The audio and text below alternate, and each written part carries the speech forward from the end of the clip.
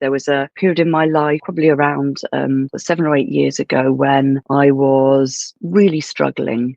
And in fact, I was diagnosed with generalized anxiety disorder, and I was definitely not feeling grateful about my life. I spent a lot of time feeling very bad about what was happening, feeling very anxious, and feeling sorry for myself. So a lot of my focus was on what was missing, what was lacking, what I wasn't as good at as other people, what I wanted, but I didn't yet have. So there was constantly a feeling of a gap between where my life was now and where I wanted it to be, or where I felt it should be. And I'm eternally grateful to have discovered the concept and the practice of gratitude. Stay connected to gratitude. Hit the follow button right now and join thousands of listeners tuning in each week. We're the Gratitude Seekers. Come join us.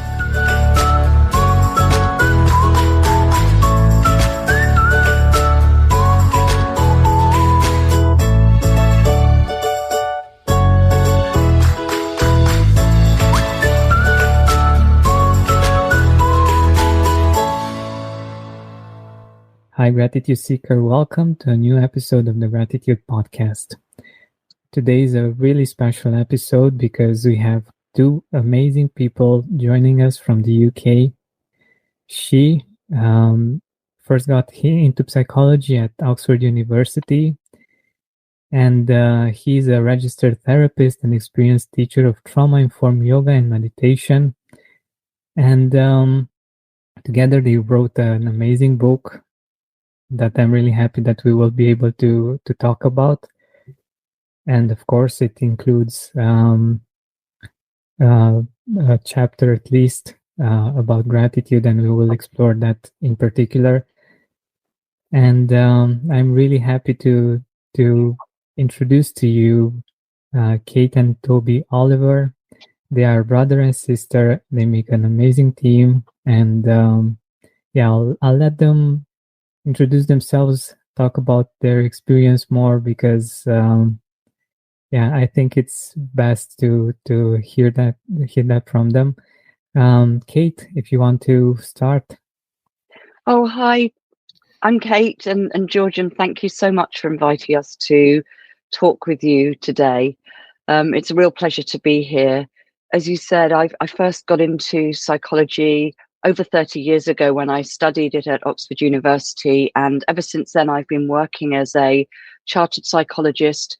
I work with all kinds of people in all kinds of different organizations and businesses. And I absolutely love my work. And it's been an absolute pleasure to be able to bring that to more people through creating Rise and Shine with Toby, my brother. So I'll hand over to Toby to say a little bit more about who he is too. Good morning, I'm Toby. I'm so grateful to be here, Georgian, and to everyone listening. I am a therapist and a teacher of trauma-informed yoga and meditation. And I'm also a grief counsellor. And I career differently. I started off working in the arts and the cultural sector and very much telling stories, helping people tell stories. And I realized that's what I still do. And about 20 years ago, I started to feel that I wanted to take things in a new direction and work with people one-to-one and really help individuals. And so a lot of my work is with people dealing with very difficult life situations. So people who are bereaved, people who are dealing with a life-limiting or life-changing illness, and people who are dealing with very crippling anxiety or panic. And a lot of the practices we share in the book, in Rise and Shine, I use in my practice working with clients, whether those are individuals or groups, in hospitals, in hospices, or one-to-one. Wonderful. I think you're both doing some amazing work, and you're quite modest because you've done some amazing things, and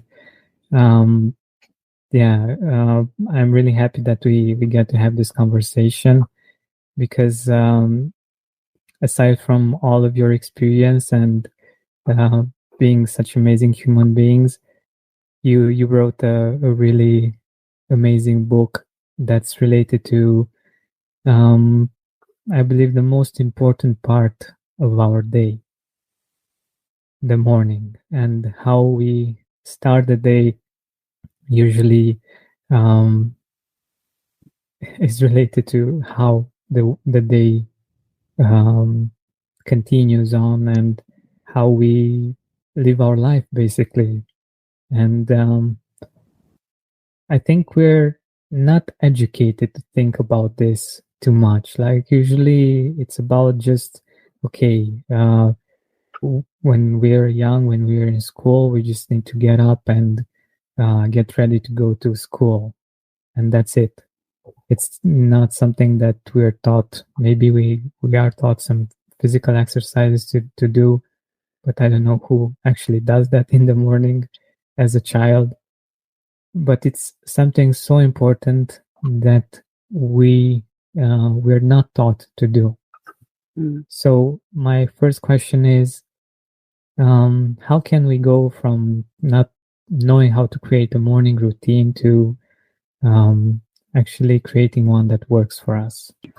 Well, it's a really great question, Georgian, and thank you for starting there and for what you said. I mean, absolutely, the way that the day begins does set the tone for everything. I think we know this through our own personal experience, and Toby and I both have our own stories of how we came to understand the power and the importance of mornings, and in doing so, transform our own lives. And what we endeavour to do with Rise and Shine is to make it easy for other people to start making some small changes in the mornings, in the way that their day begins, that really can set them up to have different experiences in the day ahead, to feel differently, to act differently, to think differently, to experience their lives differently. And I think one of the things that was most important to us in Rise and Shine was to help people to do that in a way that was easy to start doing, something that they felt was possible, was practical, and could fit within their lives, because we know that most people already have busy, demanding, challenging lives. And so I look forward to sort of telling you more about that through the course of this conversation. Definitely. Toby, do you want to add anything about it? I think only to say that often when we talk to people about morning routines, if I'm working with clients, often people say, oh, I don't have a morning routine. And then when you explore with them what they do in the morning, they have a series of habits that are usually unhelpful and unconscious. And so the first step really is to say to people, you do have a morning routine, whether you know it or not. There are things you regularly, habitually do morning after morning. And it's asking them, inviting them to pause and reflect and see, is that helping you? Is that really working for you? Is that setting you up for the best day ahead? And then sometimes it's swapping things out with some more helpful things. And sometimes it's carving out a bit more space in the morning. So it isn't just that rush of busyness where you're halfway through the day before you have even stopped to think, how did I get here? And do I actually want to be where I find myself? Yeah, definitely. And what I think it's so interesting about people, about us people, because I've done this as well. For instance, we think that we are, I don't know, sluggish in the morning, and we identify with some things that are actually just things that have become a part of who we are because we have some habits. For instance, if we don't drink water in the morning and we don't help our body rehydrate, we might feel sluggish, and we don't know that we feel sluggish because we didn't drink the water. or we might think that we are this in this way. And this is what I find fascinating, that we tend to identify ourselves with these kinds of things because we don't know any better. We don't know that, okay, the morning could be better if we just change some things, and we might become morning people if we feel that we are not morning people, if we just change some things up. Yeah, absolutely. I mean, as you say, we often can't actually see that we are creating the experience that we're having until somebody or something helps us to stop and reflect and to become aware. And as you say, to realize that actually the way that we're feeling is not just the cause of our sluggishness, but actually we're creating those feelings through the things that we're doing and not doing, and that we can change that by doing some things differently. And I think that's such a powerful message. And the water examples are a lovely one that you give there, Georgian. And as you know, that's one of the practices that we share. And interestingly, a lot of really experienced colleagues of mine, coaches and therapists with huge amounts of experience have highlighted that as one of the practices that they found really transformative. They're very intellectually focused, and they'd forgotten to think about what was going on for them in terms of their body and the way that they were nourishing that or not first thing in the morning. And as you say, that can create all sorts of knock-on effects if we're dehydrated. Exactly. And for me, it's just fascinating that we tend to identify with some habits, and we tend to identify with some ways of being that are actually changeable. Like we can do things differently. And another example that you also share in the book is related to movement, to doing yoga or stretches or things of this nature. We might think that it's just that we are not flexible, that we are not, I don't know, that it's hard for us to move in the morning, or I don't know, all kinds of beliefs of this sort that are actually just things that are a reality right now because we have done things in a certain manner in the morning for so long. Maybe, Toby, you want to expand a little bit on this? Yes, I think that's so true. And our beliefs are just the thoughts that we continually think, and they build and build and build and accrue until we come to believe them as a foundational truths about us, ourselves, and our experiences. And so often it's enabling people to realize when they start to make different choices, start to allow in different beliefs or the possibility of different beliefs, or even to just be willing to embrace different beliefs, they can make such profound changes because it shifts the perspective with which they're looking at life, and they start to detach or unhook from those unhelpful thoughts, those limiting beliefs, and realize that there's far more opportunity and possibility. And if you do that at the start of the day, you're setting yourself up with that new, more helpful approach for the whole day. And our lives, after all, are made up of a collection of days. And if we can take charge of each day through each morning, we can make such profound differences to the whole of our lives. And that's really the ethos of the book, is to realize that we have far more control over our days and therefore over our lives than perhaps we've come to think and believe. Yeah, exactly. And many of the things that we do in the morning take time, like grabbing the phone and looking over, I don't know, Facebook, Instagram, or emails, or things of this nature. They still take time, and we think that we can't do something more useful with that time. But just because we were not, we just got used to doing this and that means that we can change it, and it could bring quite different results. Because if we are, maybe we woke up tired and we look at Instagram or Facebook and we see people that seem to be living a much better life than we are, of course we're going to wake up and think, oh my God, my life is so crappy, and I'm not motivated to wake up. Why should I go to this job or workplace or do anything if I see that other people seem to live their life and I'm just barely waking up, you know? Yeah.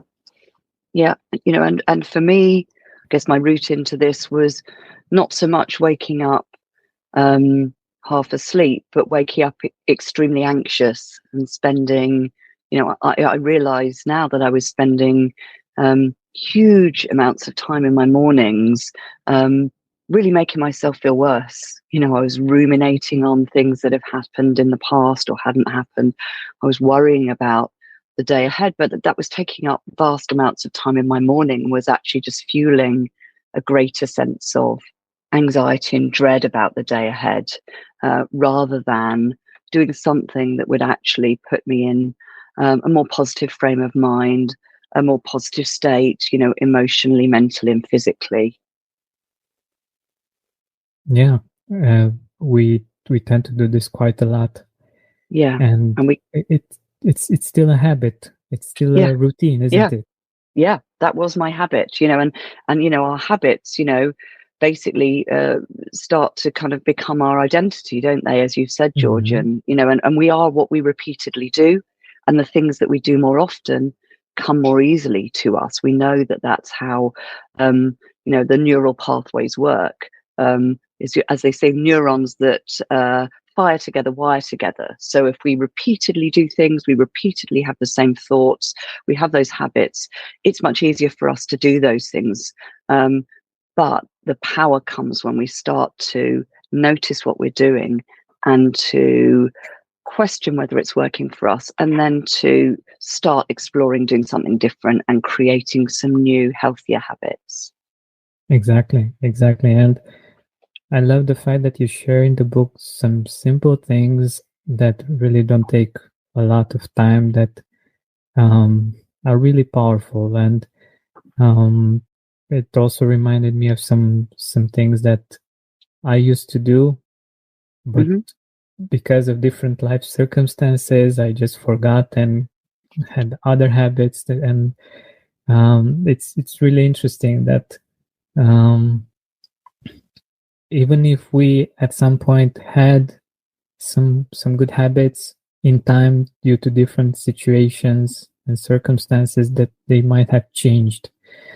But it's so important for us to be aware, and like you mentioned, Toby, to be aware of the fact that we have morning routines where even if we are not aware that we have them, we do, and we can change them. And but one of the things that you speak about in the book, and I'm sure that our listeners are thinking about, is, but how do I find the time? Like, I'm already so busy. I'm already so tired in the morning, maybe.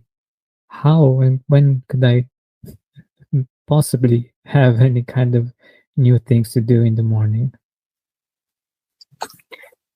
And that's a common response, and I think we've all felt that the day is too busy. And what we were really keen when we were writing Rise and Shine was to create an approach that was flexible, accessible, and workable for everyone. So it's not a rigid, fixed routine. We're not saying you have to get up, for example, at 5 a.m. and do half an hour of this, an hour of that, eat this, do that. We offer a menu of different practices so that people can then curate under the guidance and support a routine that works for them, however much or however little time they've got. And what we feel is that the important thing is to do something consistently each morning. On the days that you have more time, you can expand your morning routine if you like to. And on the days that you have less time, still do something, because as you've touched on, it's so easy to fall out of helpful habits as it is to fall into unhelpful habits. So keeping that morning routine and to finding the time. Sometimes it's about noticing I'm spending 10, 15 minutes scrolling on my phone. That's not helping me. That's maybe making me feel stressed, or that's making me feel angry, or it's making me feel inadequate. So could I use that time to better purpose? It may be also getting up slightly earlier, and we're talking maybe 5 minutes. We know that many of these practices you can do in 5 minutes or under. And so it's just starting small with something. And a lot of the practices work together. So one of the practices we talk about is the benefits of morning daylight, morning sunlight, as soon as possible after waking up. So 10 to 20 minutes. So in sort of Europe, at this time of year, probably about 20 minutes, because the skies are often cloudy. And so with some of my clients who say, I don't know if I have the time for that, we look at what they're doing, and it may be that there are calls that they need to make, and could they maybe make a couple of those calls outside before they go into the office, or outside on the street taking a walk, so that they feel they're using their time more productively. Ideally, it'd be great to be able to use that time without work, but many of the practices can be done together. And so it's really working out how you can use the tools we offer most effectively for you and your specific life circumstances. Yeah, Kate? And I think to add to that, sometimes it's about making it easy for yourself to do those things when you first wake up. So we already talked about drinking water when you first wake up. Well, actually, really, that doesn't need to take any time, and you make it much easier for yourself if you bring a bottle or a glass of water up, have that beside your bed, ready to remind you and to drink as soon as you open your eyes. So some of the practices, take really no time at all. They can really just form part of your natural rhythm of waking up and getting going. But it was really important to us that was part of the ethos of Rise and Shine. Both of us work one-to-one with people. I'm a psychologist, as you know, Toby's a therapist, and we understand that everyone's different. We also understand what the ingredients for successful habit change are, and one of those is to clear the path, make it easy for yourself. Or if you do want to do a little bit of yoga first thing in the morning, have your yoga mat out and ready. And if you want to stop scrolling on your phone, put your phone outside of your bedroom and use something else to wake you up. Make it harder for you to slip back into the old unhealthy habits. If you have a habit of repeatedly putting your alarm on snooze, and one of the practices we talk about is how to use your alarm in a different way. But find a way to set your alarm that means that you have to get out of bed when it goes off, so that you don't repeatedly set it on snooze. And that might buy you back 10, 20, 30 minutes in the morning to do something different with. Yeah, I think it's so powerful, and it's something that we can do for ourselves. And many of us have the tendency to just focus on other people and help out as much as possible and do all kinds of things. But in time, many of us realize that the battery runs low, and that helpful way of being turns into something else that's not very positive. We tend to do not have the most positive feelings towards the people that we're helping, because we are drained and we still want to help, or they still want our help. If we don't recharge, it's really hard to be able to think about other people as well. And I'm sure many of our listeners are these kinds of people that want to be helpful, And if you want to be helpful for others, you need to recharge as well. And one of the things that I love about these habits that you talk about in the book is that some of them are so simple and it takes no time to do. And for me, at least, it builds up momentum. It's like, okay, I did this. I drank my water in the morning, did the bed. I smiled. This is already progress. This is already building up. It's like I'm confident I can do more, and I can I don't know, do some more things for myself that are helping me. And I think this is key for our listeners thinking about changing or maybe adding some small things into their routines. I think this is the first step, right? Absolutely. I think it's so important that we start small and we build from there, because every time we set ourselves an intention or a goal to do something and we achieve it, we feel good about ourselves. We do get a little hit of dopamine, but it builds our sense of trust in ourselves and our confidence in ourselves. And as you say, it's an opportunity to give ourselves a little pat on the back and thank ourselves for this thing that we've done to take care of ourselves so that we can also take care of others. And so by starting small and doing these small things, as you say, it builds our confidence and it builds our sense of trust in ourselves so that we can go on and build from there. Exactly. So let's take the 5 letters of the acronym SHINE, and just share with us one thing. Of course, ideally, we would get into gratitude, because I know you, Kate, had a wonderful experience with gratitude. So we would get more into that as well. So I don't know, maybe start with Toby with silence, and go from there. Okay, yes. So, silence is the first pillar, the first letter, the S of SHINE.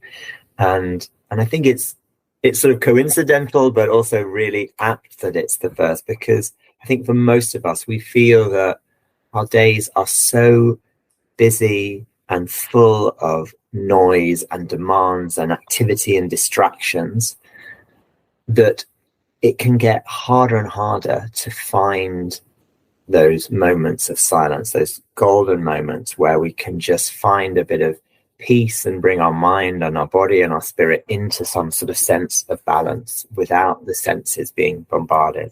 And so the 6 practices we offer in this section are about bringing intentionally that stillness, some moments of peace and reflection into your morning. And that's so important and so essential, because that allows us to sort of take control. The way I see it is that, the day is like a chariot pulled by 5 horses, and the 5 horses represent the senses. And so often we find ourselves in the chariot and the horses are off and running, and we're going in completely the wrong direction, and it feels like a really bumpy ride, and we're desperately trying to grab the reins. But creating some silence in the morning allows us to step into the chariot, feeling ready to pick up the reins, and then to direct the horses into the direction we want to go in. And so there are many practices, and the one that I think often for most people makes such a difference is a simple breathing practice in the morning. And we know that the breath is the bridge between the body, the mind, and the emotions, and that when we're feeling anxious or stressed or overwhelmed, that shows up in the breath. The breath can become fast or tight or constricted, and choosing to just sit and settle and take some conscious deep breaths, breathing, into the belly and the diaphragm can make such a profound difference. And I worked with a client a few weeks ago who was having 4 to 5 panic attacks a day. Oh my God. And one of the things I suggested she do was to build this breathing practice into her morning, as well as a very simple relaxation process. 2 weeks later, she came back and said, I don't know what's happened. What did you do to me? I've not had a panic attack since. And I said, well, what did you do? And she said, oh, I've been doing my breathing and my silence relaxation every morning. And she realized that was giving her the space to just calm those thoughts, to calm the body and prepare herself for the day and to be able to cope. So the rest of the challenges she hadn't gone away, but she'd been able to change herself, her state going into the day so she could meet those challenges with a sense of being able to cope with them. And I think that silence and the practice in silence allow us to set ourselves in the best possible frame of mind and I guess frame of body and emotional frame for the day ahead. Yeah, definitely. So what is the next one? Happiness, right? Yes. Yeah. So the next pillar is happiness, and of course we all love being happy, don't we? But sometimes we can think of happiness as something that comes as the result of external things. What we're trying to do here is to enable people to create some practices in their morning so they can start to boost their own sense of inner happiness and contentment, and to some extent sort of peace and acceptance of how things are. Because what we actually realize is it's through doing that we start to have a sense of our life being more positive. There was a really interesting piece of research that was done with some people working within a call center. And they looked at the impact that the mood and the emotions that people were experiencing first thing in the morning actually had on the way that they experienced their work and their performance. And what they found was that those people who started their day in a more positive mood and feeling happier experienced their interactions with customers more positively, they enjoyed their work more, and they ended up the day feeling happier as a result.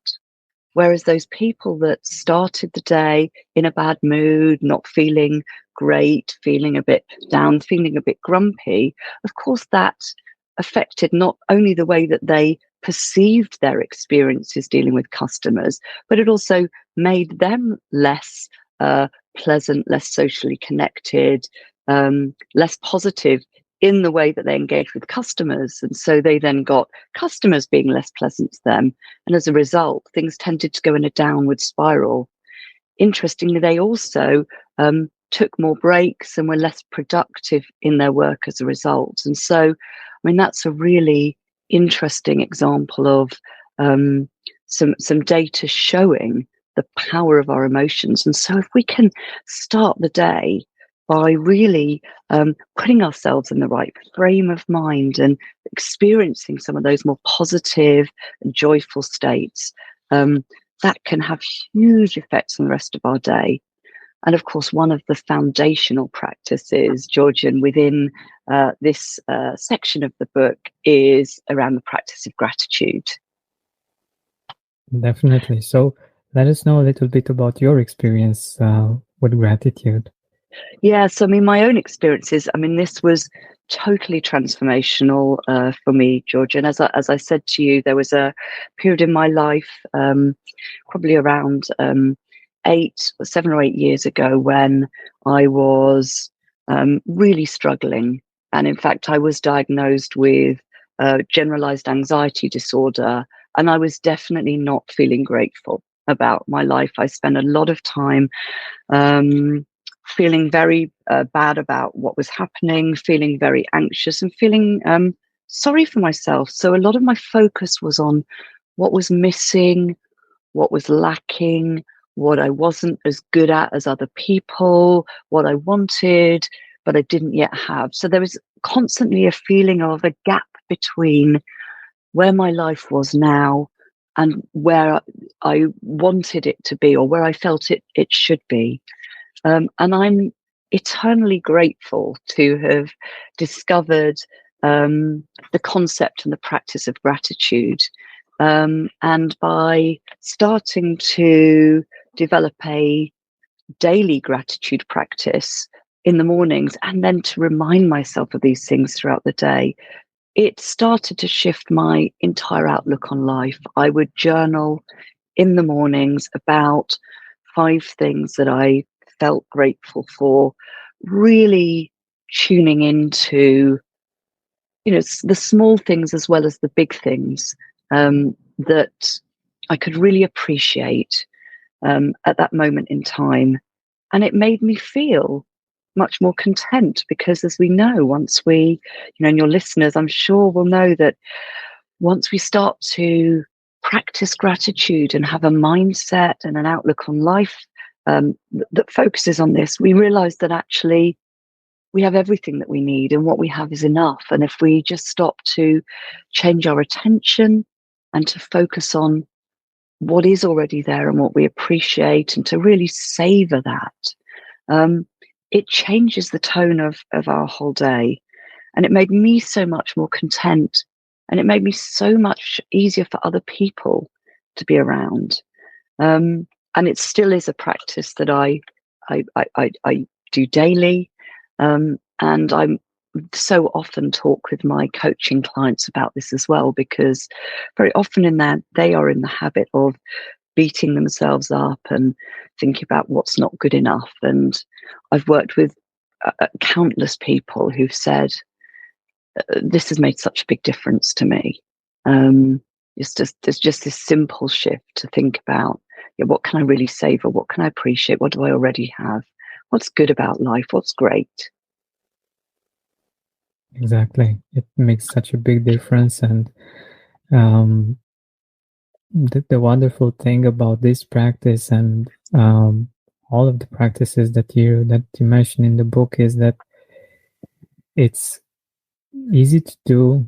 It's free. You don't have to have many resources to be able to do this, and can really make a big difference without having to do or to invest a lot of money into something like we're usually taught in the marketing world or on TV, that okay, you need this big screen TV to be happy, because just by having that big screen TV you'll be happy, or this fast car or whatever. It's something quite different. So yeah, I love that. It's super different. And very often when I'm talking with clients, I run training sessions with groups as well. I say to them, these are called practices, and the only condition under which they don't work is if you don't practice them. And they are practices. So they're not something you tick off a list and you say, I did it once, it's done. They are something that you build into your daily practice, but they're magical because they have the opposite effect to some of the things that we are marketed to, or that we can fall into unhealthy habits of using to make ourselves feel better. I mean, even things like pharmaceutical drugs where we build up a tolerance. The magical thing about these practices is it's the opposite. The more you do them, the more powerful they become.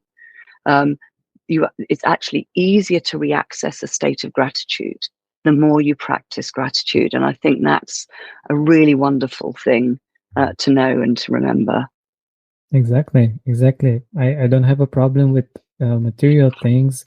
It's just that we have this way of getting used to things, and when we have a certain thing, we just think about the next one, and we compare ourselves with others, and instead of making us feel good, it might make us feel good in the moment, but then we think about all of the other things that other people might have, or that we might want to have in the future, and it just goes away. And this is in contrast to what you just mentioned, the fact that when we have these great habits, they just build on themselves and help us become happier and more fulfilled people. And I believe that this is success, and this is what we all want, right? Yeah. And this actually leads us to the next part, the next pillar, intention. Yes. So the next pillar is in intention, and this is setting that clear direction for the day, because we know that every moment throughout the day there's going to be choices. We're going to find ourselves at, crossroads, at forks in the road. And if we don't have a clear intention, a clear direction of where we want to go, we can find ourselves ending the day thinking, what happened? How did I get here? Why did I not manage to achieve what I wanted to achieve?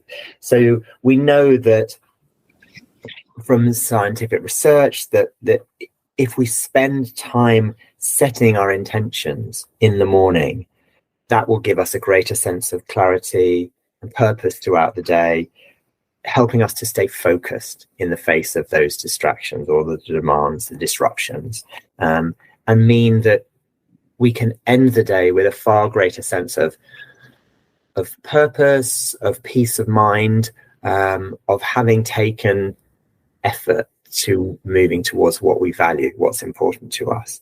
And I think the practice that I'd like to highlight in this section is the to-be list, which was a new one to me when Kate and I were writing the book. And that was one of the joys and one of the things I'm grateful for in collaborating with Kate, is that we learn things from one another.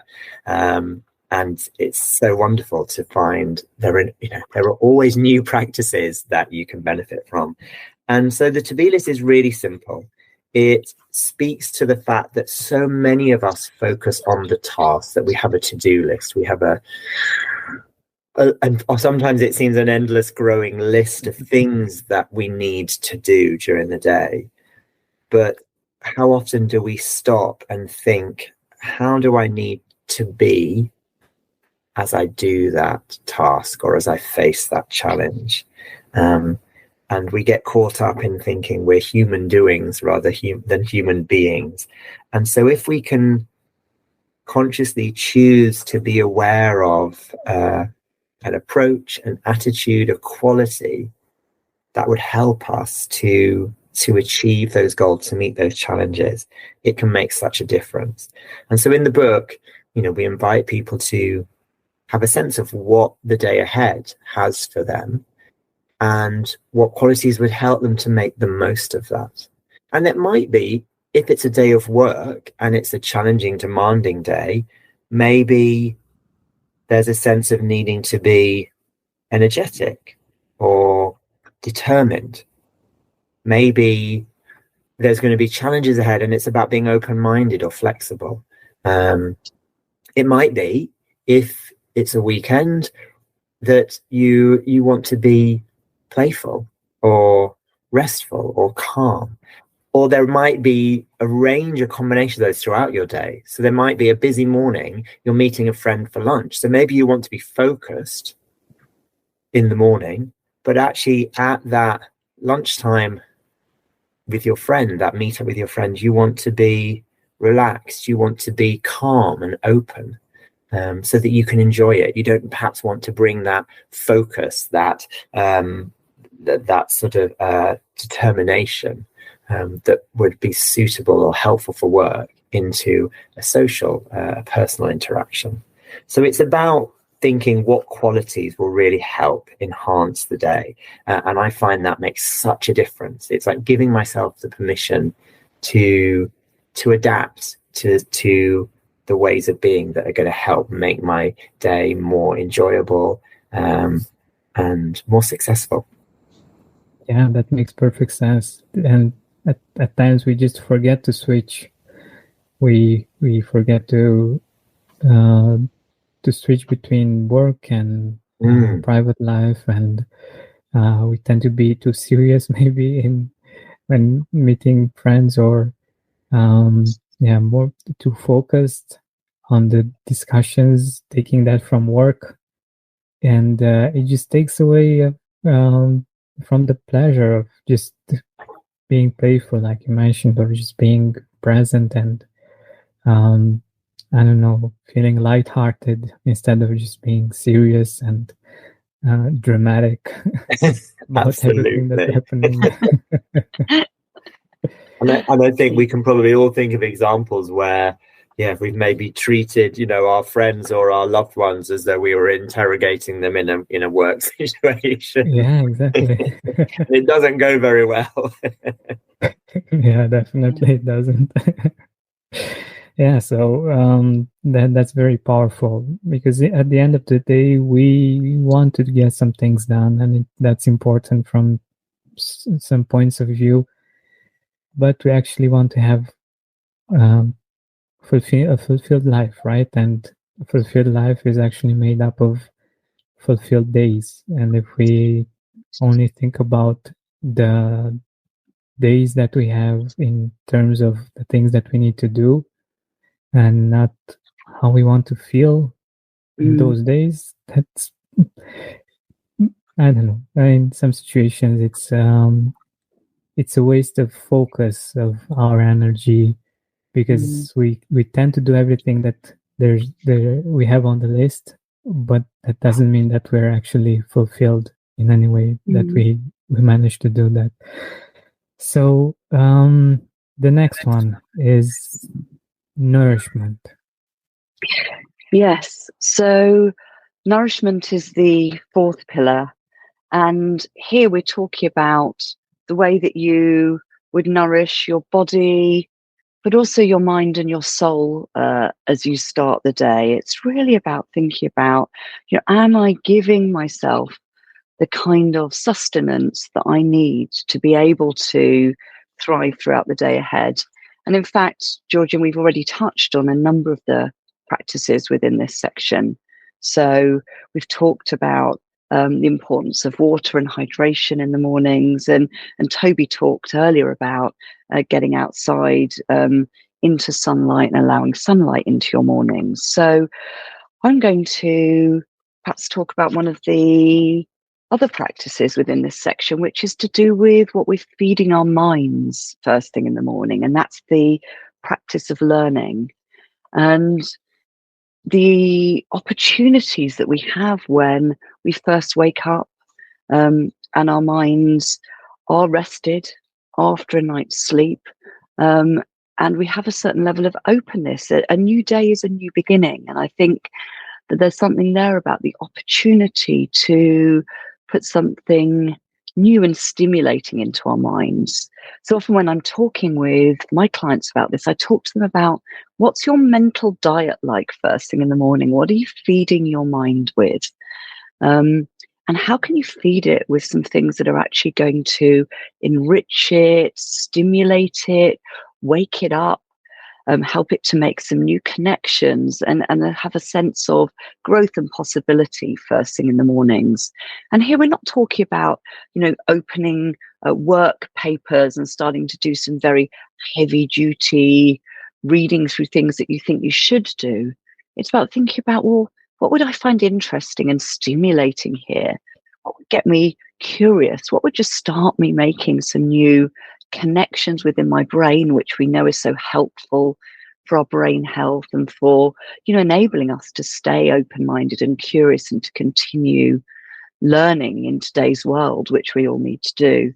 And we had a fantastic role model for this growing up in our Austrian grandmother, Granny Lisi, who, I think it was in her 80s, she decided to learn Italian. And she learned that up to a really advanced level. She took exams, the same sort of exams that we would do at school if we were 18 in the UK. And then she continued learning advanced Italian, going to conversation classes well into her 90s. So she was a brilliant example of, someone who is a lifelong learner, but learning something for the love of it. And so that's what we're really encouraging here is, find something, listen to a podcast that, that gets you thinking, that opens your mind, read something that you really enjoy reading. Maybe start learning a language. And that's what I started doing a few years ago, was was learning Spanish, and it reminded me of my love of languages, which I'd studied at school, and not for, nearly 30 years since. So yeah, that's something to do, to think about how do you kind of get your mind stimulated and awake and alive first thing in the morning. I love it. And one of the things I love about reading and listening to podcasts is that you're thinking new thoughts or different thoughts, or thoughts that aren't habitual. Yeah. You're not just regurgitating the same kind of thought patterns that you might always think that aren't always positive. But you're bringing in new thoughts, new ideas, new ways of seeing things, and that's so powerful, especially in the morning. But I also wanted to talk about another part of nourishment that you talk about, and this might be basic for many people, but for others it might not. Breakfast, and many people skip breakfast because they have to hurry, they have to do all the things that they need to do each day. But I've seen in my experience, when I did that I had less resources to go about my day, to do all of those things that needed to be done. And if I didn't have that part of the nourishment, I was more fearful. I felt weaker, and I approached all of the things that I needed to do from that perspective. And absolutely, Georgian. And of course, we acknowledge that everyone is different, so this isn't a one size fits all. But certainly for many people, if you think about your body and your brain needing energy for the day ahead, and particularly actually our brains use up huge amounts of energy and glucose, and they can't store it. So if we're not putting some fuel into the tank first thing in the morning, we're unlikely to have the energy that we need. But it's very interesting what you also said, Georgian, about how you felt. So one of the things I've learned to notice about myself is eating in the morning is absolutely fundamental for me and throughout the day. And I will notice that I feel very anxious, actually, if I don't eat within an hour or so of waking up. I'll start to experience what feel like symptoms of anxiety. And then I'll ask myself, why am I feeling anxious right now? And I realize it's actually not anxiety, it's hunger. And the experience of hunger triggers very similar physiological and then emotional symptoms in me, the same as hunger. And actually, if I eat, those feelings subside. And that will be the case for other people as well. So it's a very interesting point that you raised there. Yeah, exactly. I feel the same, and it's very similar in my experience as well. Like, but I didn't get to understand this. It took me quite a while to, and I just felt like this is how I am. Like this. I think this is major. At least it was for me, and I hope that we can help other people with this as well. It's not who you are.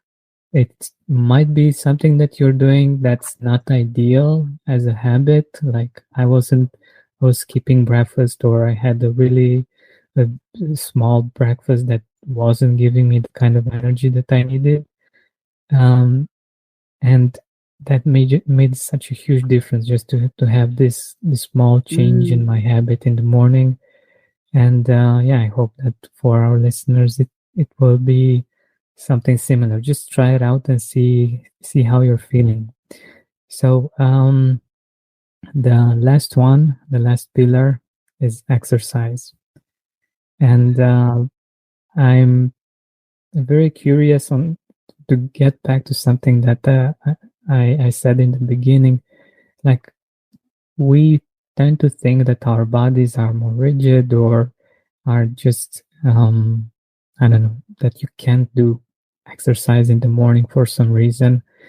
And I've discovered that if you just do it, you get to be more flexible, and you get to stretch, and it's just a matter of habit, and it's just a matter of doing it and of experimenting. And I want to ask Toby about this, how his experience has been with yoga, teaching yoga, and maybe you have some examples with your students. Yes, and and I think, as with the hunger, and we talked about water, we've talked about eating. These are essential for our health, our well-being, as is movement. Our bodies are designed to move, and we've created a sort of a world and a lifestyle where we spend a lot of our time sitting, sitting at a desk, and often hunching over a keyboard or peering down at a screen. And, we're designed to be moving a lot of the time. And one of the sayings that one of my teachers would say that I loved is motion is lotion. So it's like, actually, the more we move, the more ease we get in being able to move. That actually, it's very often people will come and say, oh, I'm too tight to do this, I can't move. Actually, the tighter, the stiffer you are, the more the need to move. Now, it's not forcing the body to move in ways that are too much for it. It's starting very, very gently, starting where you are, as with all of the practices, and working out what's right for you. And that's why within the exercise section, there's quite a wide range of practices. And sometimes people raise an eyebrow at some of the practices in there. And so, for example, if you are really, really tight in the morning, a really simple thing to do is shaking. And when I teach my yoga classes, I start with shaking. And I think the inspiration I get every day is seeing my dog, who will lie down, be really, really still. Then suddenly there's a noise, is alert, springs to life, has a shake, a stretch, and then is good to go. She doesn't do any other exercise in the way we would think about it, but she knows that actually shaking to relieve the muscle tension when you've been staying in one position, you've been asleep, is so effective.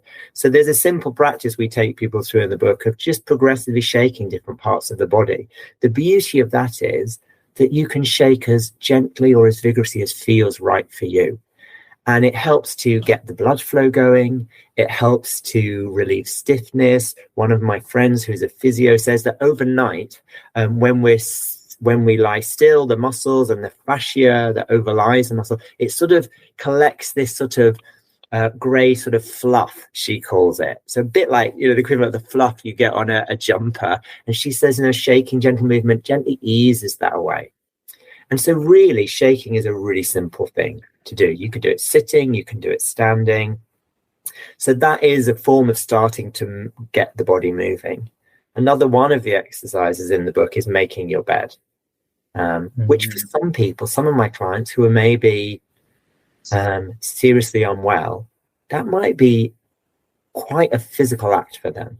But actually, as we touched on before, they get the benefit not only of moving the body, but of having kept a commitment to themselves, of having been able to control something, create some order at the start of their day.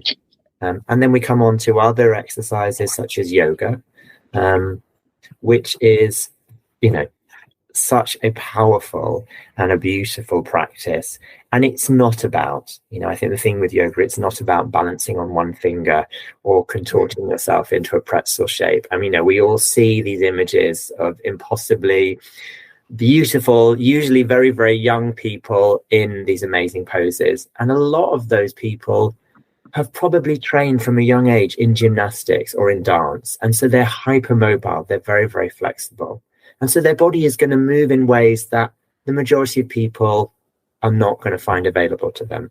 And yoga is about connecting the body, the breath, and the sort of the emotions and the spirit. So it's creating a sense of ease within the body. So the yoga that I teach is a form called Dru Yoga, which is very much accessible to all ages. And what I love about it is I can teach the same practice to people who are in their teens and to people who are in their 90s, and they can do it because it's all about working with the body, finding a way to do movements and get the benefits of those movements in a way that's right for you.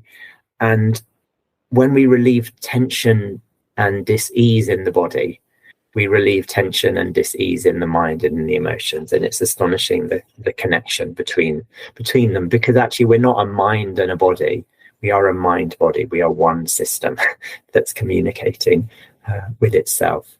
And so if we can ease the physical part of the body, we ease the mental processes of the mind. Exactly. I've seen this in my experience as well. And interestingly enough, even for the practice of gratitude, it's so powerful. When you do yoga or these types of exercises, it actually makes it easier for you to feel the flow of gratitude in the body. So interesting. Yeah. And actually, what that makes me think of is that one of the most familiar practices in yoga is the salutation to the sun. So the sun sequence, a series of movements that's traditionally practiced facing towards the rising sun. And it's all about showing gratitude for the light, the radiance of the sun. And I love taking people through that and actually speaking to the benefits, the recognition that without the sun, none of us would be here. Without the light of the sun providing, energy to the plants to grow, there would be no food for us. Without the light, so that actually it's a practice that is traditionally done in the morning, that's not only moving the body, but is actually moving the body in gratitude, in reverence to this miracle of life, to this beauty of a new day, to all the wonders that day holds. So I think with yoga, it is a gratitude practice in motion. When it's done as, I guess, what I would see as authentic yoga, rather than just a sort of a keep fit exercise. And that's I think you get so much more benefit when you move the body and you appreciate your body, the practices you're doing, and the qualities of the practices, because yoga is all about bringing appreciation for the different qualities of the world around us and the world within us. Exactly. And what I love about the sun salutation is that you start and you stop the exercise by putting your hands in a prayer stance beside the heart. Yes. And it just centers you there. And it's one of the things that we've spoken about on the podcast as well, with the Japanese that do this, and in the Indian culture, but it's also the image of the podcast, like it's yes, a drawing of me with my hands there. And I believe this is important, because when we focus there in the morning and we feel gratitude from the heart, it just takes us on a totally different pathway, more beautiful and more fulfilled pathway throughout the day. Yeah. Yes. So we are nearing the end of our time together. It's been a real pleasure talking with you both. And I want to ask you, where can our audience get the book, get in touch with you?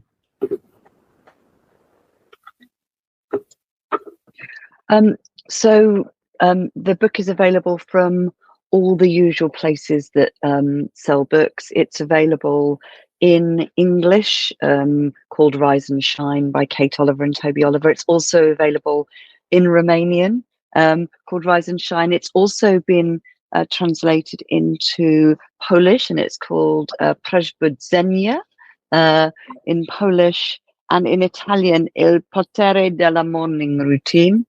So anywhere that you would normally get books from, you can get a copy of the book from.